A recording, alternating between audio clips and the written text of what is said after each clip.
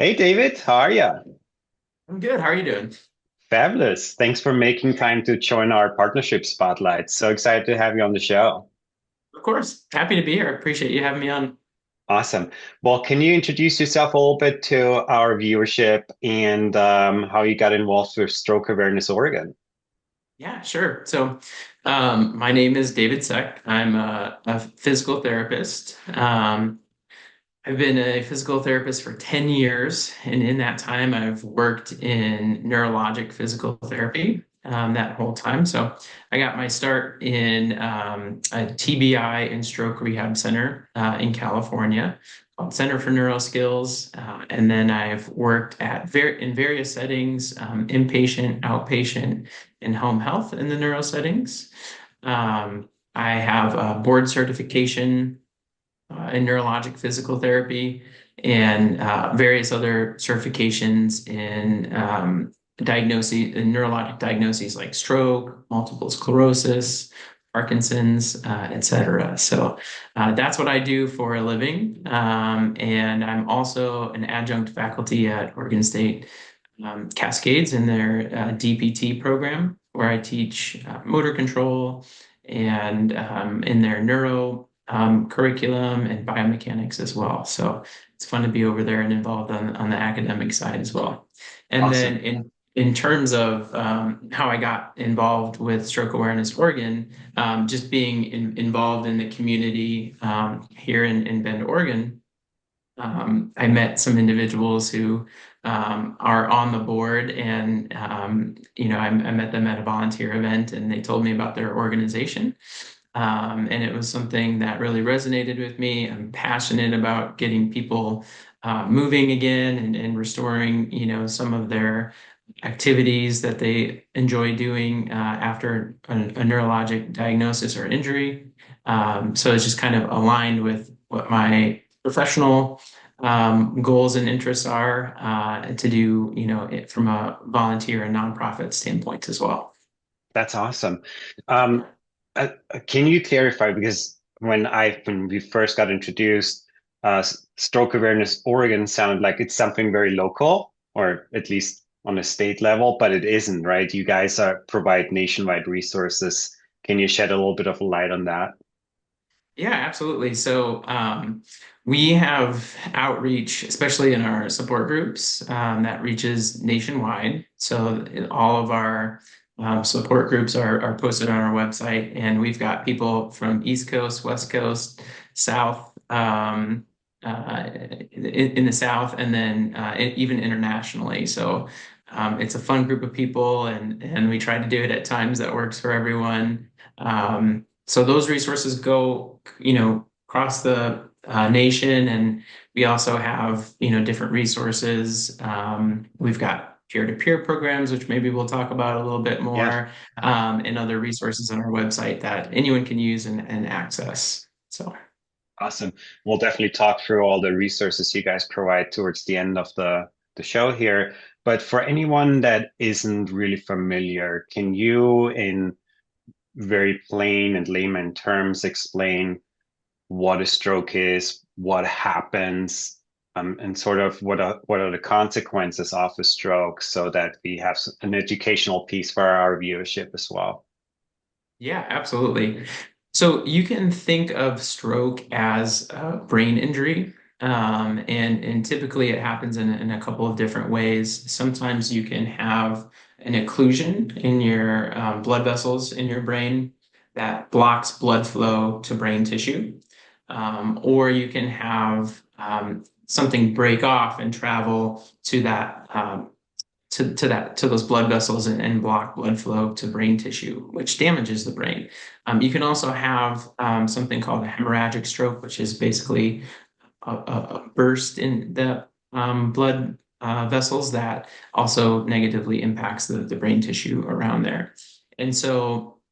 Stroke can look different for anyone that has one, in terms of how it impacts you from a physical standpoint, cognitive standpoint, emotional standpoint, depending on where in your central nervous system and in your brain that impacts. So it can look different for a lot of people, but it's not uncommon to have some sort of physical impairments afterwards. And oftentimes that appears on one side of the Hmm. body, depending on Yeah. where it is. So, yeah. And you guys, interesting to talk about this. So you guys focus on, of course, aftercare and providing resources for that, but a huge focus is on prevention. So for anyone watching, what are sort of the things that you, like your top five things you can do to prevent the stroke from even occurring? Yeah, so we've got our on our website. You'll go and be able to find our pillars of brain health. So we know that there's certain risk factors that make you more likely to potentially have a stroke. So the big important ones are sleep. You need to make sure you get good healthy sleep. And I think one that often goes overlooked is getting tested for sleep apnea, Hmm. because that can be a risk. Watching your cholesterol. High cholesterol can lead to those occlusions in those blood vessels and arteries that supply oxygen and blood to the brain. So making sure you have your cholesterol in check, and then along with that, high blood pressure is also a major risk factor. So checking your blood pressure, talking with your doctor if it is high, if you have hypertension. For those out there viewing, you want to shoot for 120 over 80 is kind of the gold standard, the sweet spot. So if it's, if that top number is higher than that, or even that bottom number, then you probably want to talk to your doctor and make sure you're in a safe spot there. Hmm. Exercise is one of the best things you can do to have a healthy heart and healthy brain. And we'll talk about why that's important after a stroke as well, Yeah. since that is what I do. And then let's see, diet is a big piece of that that impacts cholesterol and some other factors.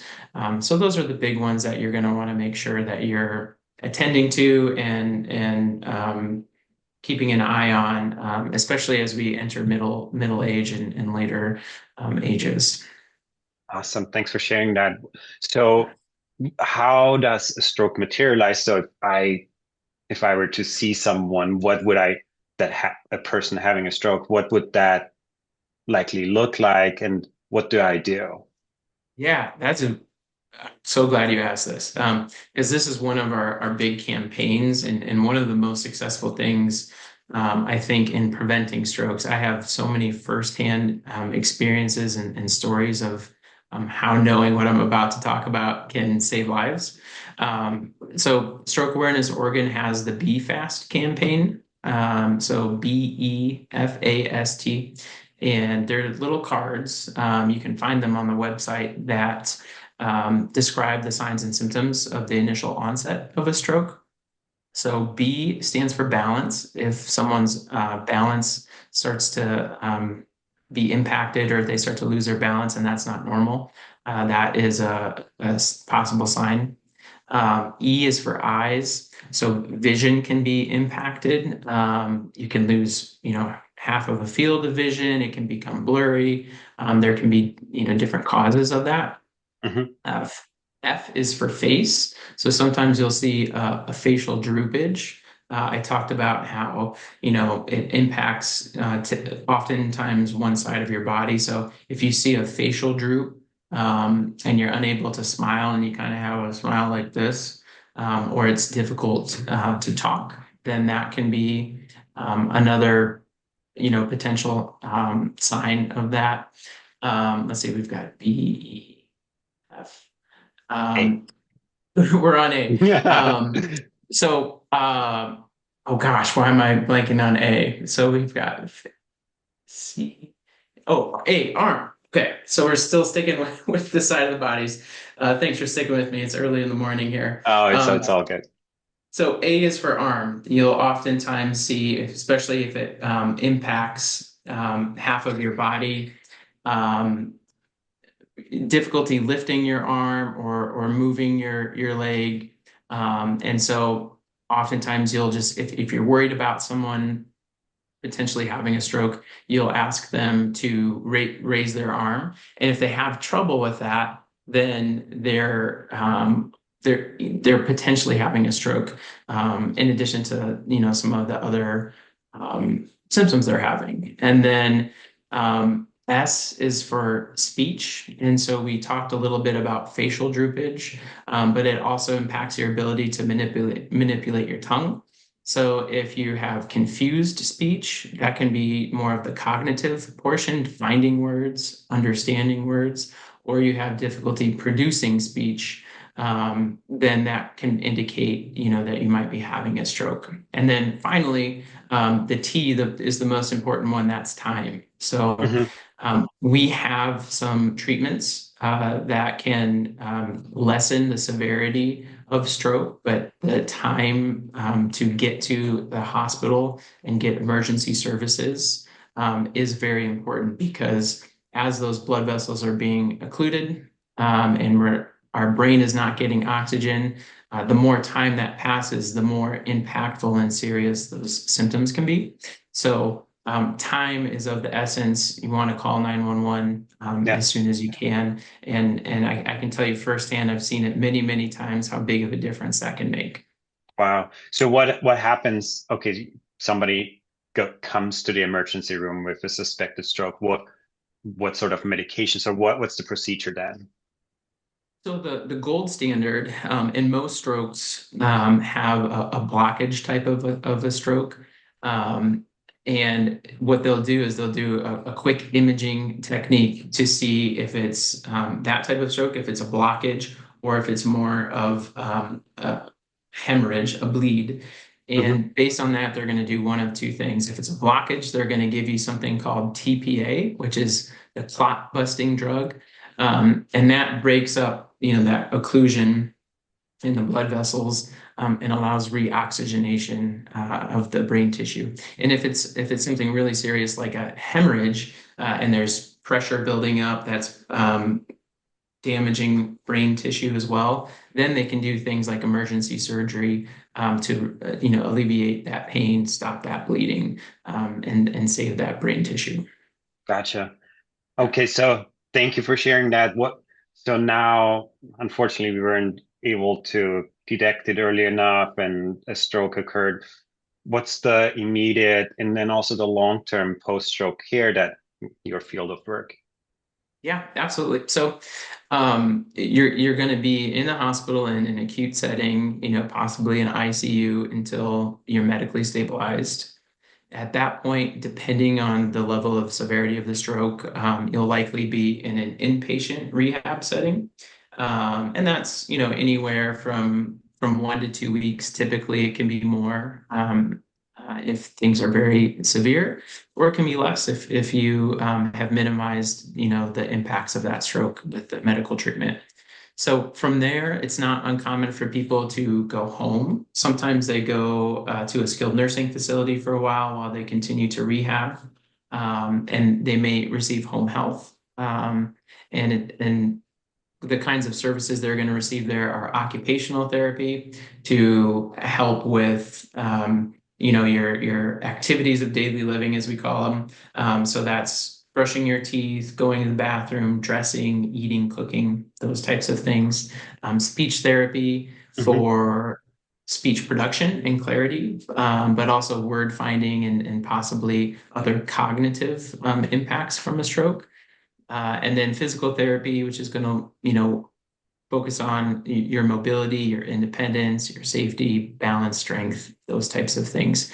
And then in home health, you might also have nursing care. And then once you're through with that and you're able to get out into the community, out into clinics, then you'll probably go to outpatient therapy services after that. So that's kind of the timeline, and everyone's timeline looks a little bit different in their rehab recovery, but that's generally the path that people go.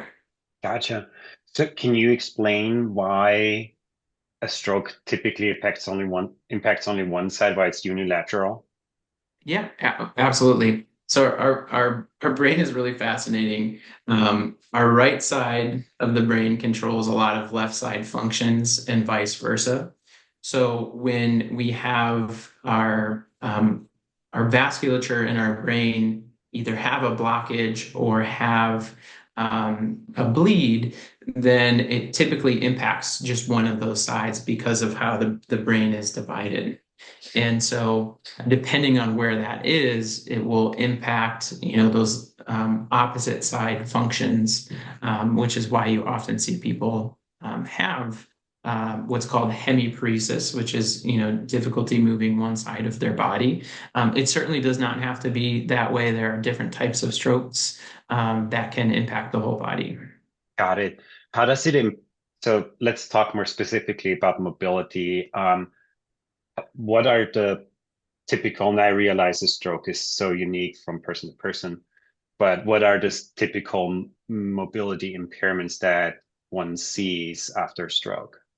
Yeah. So if it's impacting half of someone's body, what you're going to often see is difficulty recruiting those muscles. The muscles themselves are fine, but the signal down to those muscles are impacted based on the damage that occurred by the stroke. So weakness is going to be a big one. It can impact your sensation, and your sensation is actually very important for if it's in your fingers, for instance, tying your shoe, you rely on your sensation to give you feedback. If you're standing, it's important because it impacts your ability to balance and know where your weight is shifted. So balance can be a major issue. Sometimes it impacts the muscle tone, which is a resting muscle contraction in your body, which can make movement sort of difficult. And you can also have spasticity, which is when you move quickly, your arm or leg might move in the opposite direction quickly, and that can just kind of impede movement. And so over time, that impacts your range of motion, which you need to be able to move, your joints in the way that you're used to be able to walk and stand and roll in bed and do tasks like that. So it can inadvertently impact range of motion as well. Awesome. Thanks for clarifying that. Mhm. What role, for example, what role do adaptive products play in the recovery process or in the rehab process, I should say, for stroke patients? That's a great question. And they can play a huge role. So the main goal, especially in that inpatient rehab setting, and then beyond, is to get people to be safe and independent, whether it's in their homes or their community. And oftentimes, because of the new deficits that they have and the new challenges that have arisen, they need additional help or support through durable medical equipment and adaptive equipment. So that can be anything from, using an assistive device to help you stabilize and walk safely. It can be a special type of wheelchair that allows you to be a little more independent. It can be simple modifications like grab bars, or it can be even more supportive, like an ankle foot orthotic that helps. I talked about range of motion, helps keep your ankle supported and in a safe range of motion to do things like walk, stand, transfer, etc. So that's just Cool. generally how adaptive equipment can help people. Yeah. To segue into what we do here at Cadence, of course, when you first saw the shoe, what were your first thoughts and impressions on it as an expert in the field of stroke and stroke rehab? How do you view adaptive shoes and more in particular what we do with, the very friction technology of our shoe? How does it Yeah. pertain to post-stroke care? Well, I was very excited when I first saw it, and for a couple of reasons. One thing that can occur after a stroke is it can be very difficult to swing the affected side forward while you're walking. So advancing a limb forward. And PTs for the longest time, and since I've been around, have developed different ways to do that. And so oftentimes you'll see compensations, so access to certain muscles that were less affected by the stroke. But that can impact people's safety and balance and efficiency. So as PTs, we've developed different ways to help um, guide someone's foot through that swing so they can take that step. And we'll devise anything from using sheets of paper or tape or things along those lines that are kind of short-term solutions. Um, so when I saw Cadence and the technology that allows that kind of frictionless step to come through and help people advance their legs, I was pretty pumped about it because in the neuro PT world, there's been a little bit of a shift in maybe the last 10 years. And that shift has gone from making sure every movement is perfect and exactly how you want to, and going really slow and making sure that is exactly how you want it to look, which can be really challenging. To now, a lot of the literature says, hey, the most effective thing you can do is just make someone walk and make them walk hard and Yeah. drive intensity. We now know the principles of neuroplasticity really help with recovery. And so that's sort of where PTs are now focusing less on perfect movement and more on repetition and intensity. Well, the challenging thing, and the reason I think the research has gone that way, is when we just make people move perfectly and we limit their number of repetitions or their intensity, we're limiting their recovery. And the cool thing with Cadence, I think, is that in a PT session, if you're just working on perfect steps, you might get 50, 100 steps in, Yeah. depending on the individual. And then that individual might go home and you might not see them for 5 days and they take every single other step in the way you don't want to. Well, now, that there's a frictionless solution and shoe, every single step can be practiced to drive both repetition and intensity with neuroplasticity, but also help work on kind of normalizing those gait mechanics, safely swinging that leg forward and advancing that limb. Because one of the most common things that happen after a stroke is people have falls, Yeah. and oftentimes that's because they're not able to advance their leg forward that has been affected, and they end up tripping. Awesome. It's so interesting you talk about this. We had one of our community members, and which kind of inspired our clinical trial that's currently going on at Shirley Ryan Ability Lab too, is he this gentleman was 11 years post-stroke, and as you know, there's l- very little gains to be seen in terms of mobility. And in our beta trial, he was training with our shoes every day for 5 weeks in a row and was able to triple his walking speeds by the pure nature of being doing that. And so that inspired our clinical trial, which is underway. So it's exciting to see that we are transitioning into, trying to get people to walk more. I think that's a very exciting trend to see in post-stroke rehab, and that there's now tools that, come out of a box instead of having to put a tape or anything on shoes of patients. And the other inspiring fact was that this gentleman said, look, it was so cool for me to not have to set aside extra time to train because we would just take the shoes out to grocery shop, and that was his 15 minutes of training each day. So really cool to see that, you see this also as a positive effect that people can take the shoes out of their training setting. And of course they should train with you because you're the expert and can cue Yeah. them to use them in the right way. But really inspiring to hear that A, we're going this direction, and B, training outside of the therapy setting with an adaptive product like ours is really going to be really helpful for them. Yeah, I have a similar story actually. So I'm working with someone who has had MS for a very long time, and she's limited to walking very short distances, Yeah, maybe across the room. And so it not only improves her mechanics in walking, but she can walk 4 times as far similarly without resting. And she's continuing to make progress, even, she's had them for like 6 weeks maybe. wow. But the coolest story about it is she said she walked into church for the first time in 4 years. And she's just so proud about it. She tells me about it every Yeah. single time. And, friends and family that know her are excited about it and kind of see, it has inspired her. It's kind of ignited some, enthusiasm into her recovery and her rehab. So it's just Yeah. fun to see those impacts. And, it can sound like a small thing, but she brings it up every single time, like she's never told me. And it's great to see that impact. That's amazing. Yeah, I mean, that's why we get up in the morning and do what we do, right? It's these sort of moments where somebody shares an inspiring story. It really fuels what we do and, makes us continue the research and the great work that you do.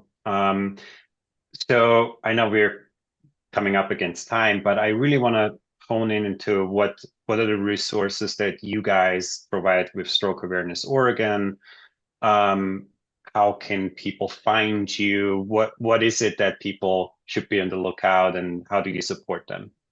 Yeah, thank you. I appreciate that. So Stroke Awareness Oregon has kind of two facets. The whole mission is to reduce the impact of stroke and then aid in the recovery. So the prevention piece, we have our Be Fast campaign.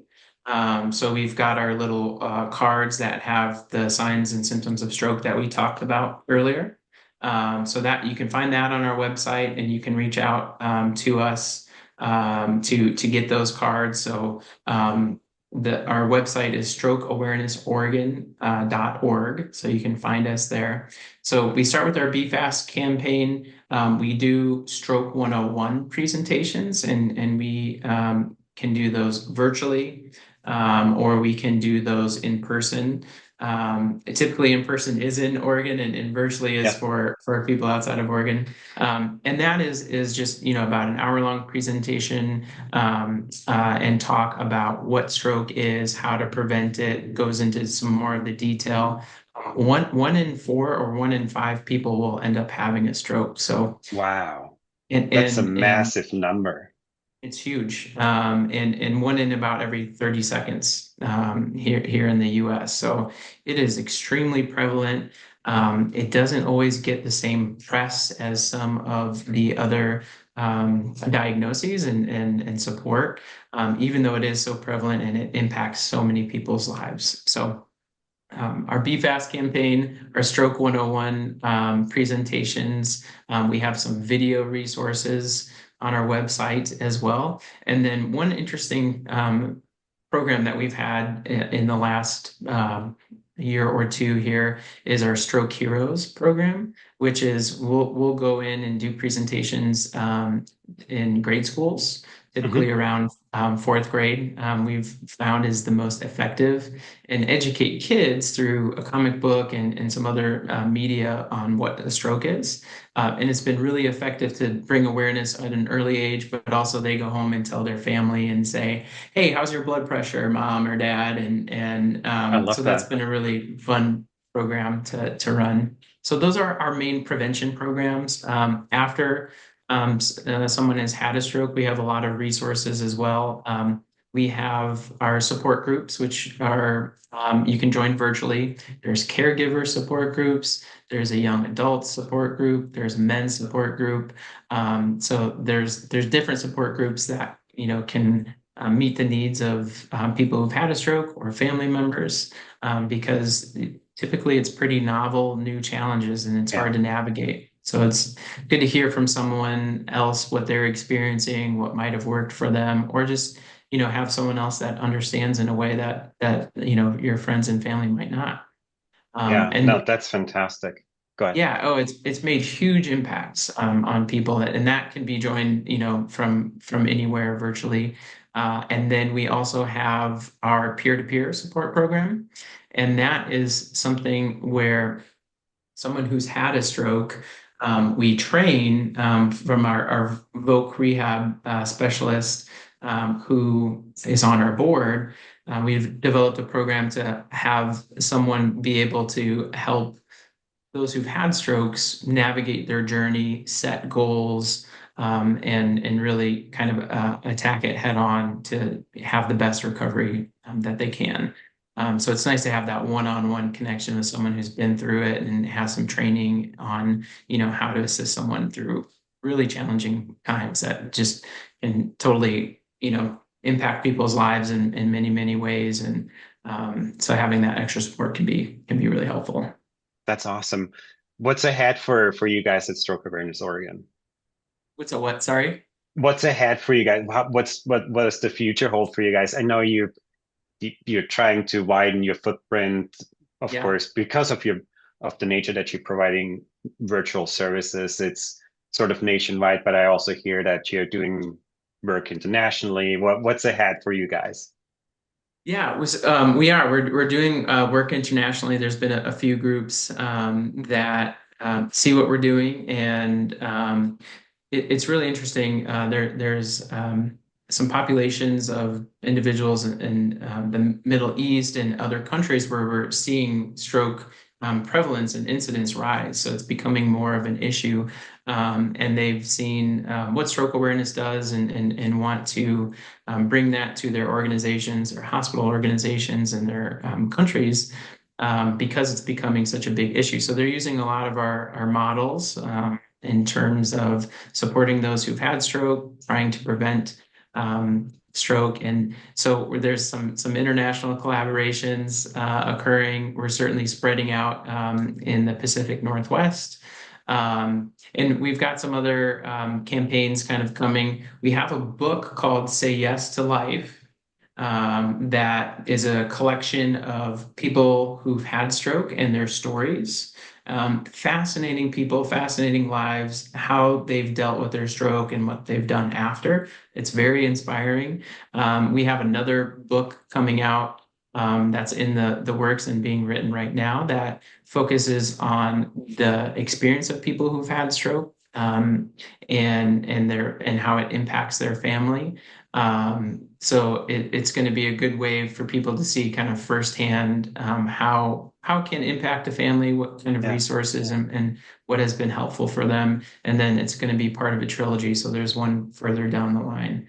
And then that's we've amazing. always got our hands in different presentations and our Stroke 101s. We're doing a lot of in bigger workplaces so that workplaces can understand the signs and symptoms of a stroke and spread that with employees. So those are just a couple of things. We've got some other exciting stuff happening. We're kind of at a good turning point right now with lots in the work. So we'll keep you updated with those.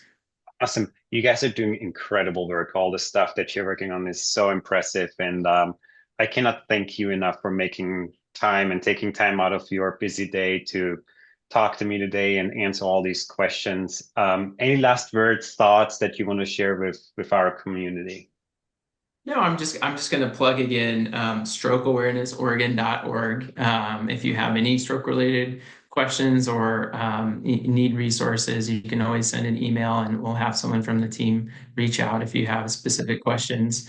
And then just as a neurophysical therapist, I often see people think that they can't do something, and it can be scary after, a diagnosis. So I would just say to anyone who's thinking about, cadence as an option to improve their mobility.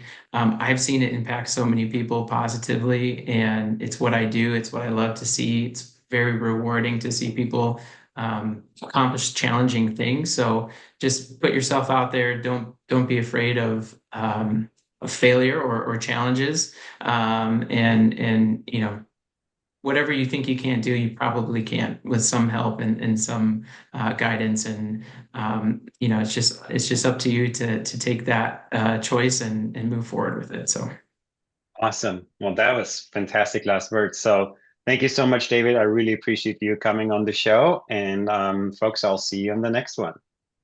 Have a good all one. right. Thank you. I appreciate it. Thanks for having me. Thank you. Bye.